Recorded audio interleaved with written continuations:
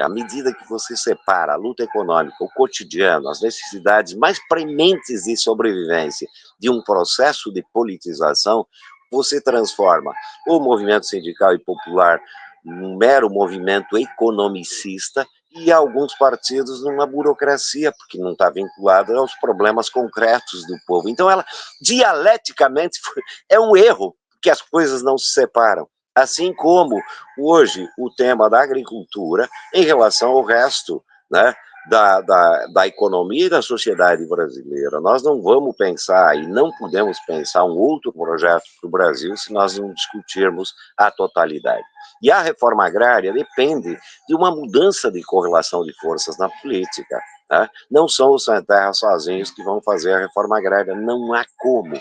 Não há como, não há correlação de forças na política. Portanto, a luta pela terra, pela reforma agrária, e o próprio MST, né, ele tem um aspecto, e vai ter que continuar sendo, quando tiver uma família sem terra, é obrigação da nossa organização fazer ocupação, né?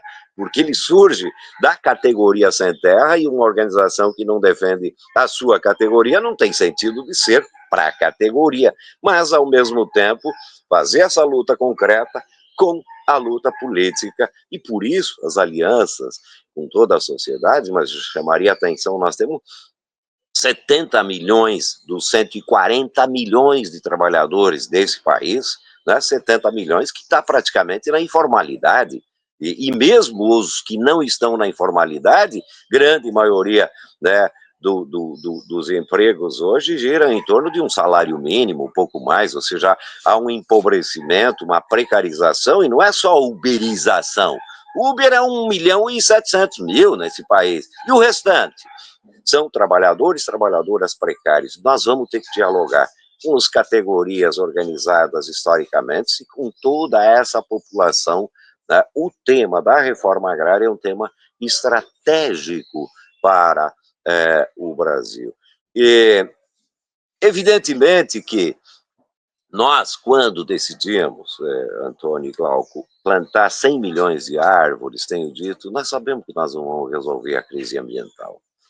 A massa de gases de efeito estufa já é suficiente para derreter as geleiras e elas são de longa duração, porque o CO2, por exemplo, dura centenas de anos, né? Ou a emissão de gases como de óxido nitroso, que é utilizado em grande medida pela agricultura no mundo, pelos adubos químicos nitrogenados, por exemplo, né? Ou o metano. Eu não falei antes, mas nós temos 80 milhões de hectares com agricultura e 150 milhões de hectares com pastagens e criação de bois, né? Então a emissão do metano, que não é só da criação de bois, é dos grandes lixões das cidades e assim por diante, já são suficientes para aquecer cada vez mais o nosso planeta. Mas quando a gente decide plantar 100 milhões de árvores, nós sabíamos que não iríamos resolver, mas plantar 100 milhões de árvores era mostrar para a sociedade, né, que estamos plantando cuidado. Quando a gente decidiu doar alimentos para o povo das cidades, nós sabíamos que não iríamos resolver o problema da fome e da miséria, mas doar alimentos é plantar solidariedade. Né? Quando nós decidimos fazer brigadas internacionalistas do MST, e agora vamos ajudar na reconstrução de Gaza, nós estamos na Venezuela, nós estamos na África, militando, nós estamos no Haiti, né? Nós sabemos que nós não vamos resolver o problema desses povos, mas enviar nossos militantes é plantar internacionalismo, é aquela ideia do Marx, tá?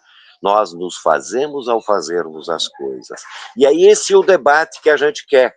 Ou seja, para fazer o nexo com isso, os instrumentos político-organizativos que nós produzimos ao longo da história foram instrumentos para um período que não existe mais. É um período onde o desenvolvimento do capitalismo permitia ganhos para a classe trabalhadora. Hoje nós estamos num tempo que, além de não permitir ganhos, nós estamos sofrendo derrotas uma atrás da outra de conquistas históricas, e os nossos instrumentos são defensivos.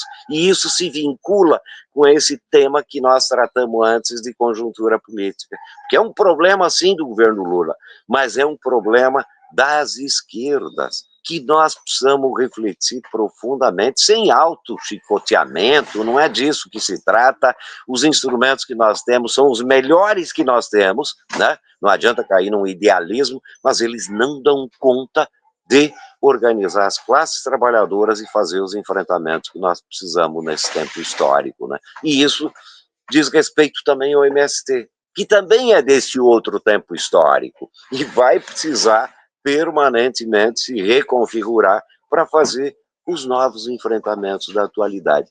Veja, a reforma agrária clássica não cabe mais, né? Inclusive é uma bandeira burguesa da Revolução Francesa, tá? Mas ela não cabe mais, aquela reforma agrária distributivo, produtivista. Não, a reforma agrária hoje é uma reforma agrária que nós apelidamos de popular, porque, claro, vai ter que ter desapropriação e um monte de coisa, vai ter que distribuir terra, mas a lógica da produção, né, vai ter que ser completamente diferente, vai ter que ser numa lógica da agroecologia, da agrofloresta, de alimentos saudáveis, de educação, de arte, de cultura, de acesso à internet e um monte de coisas, né, que nós possamos desenvolver nesse novo tipo de reforma agrária.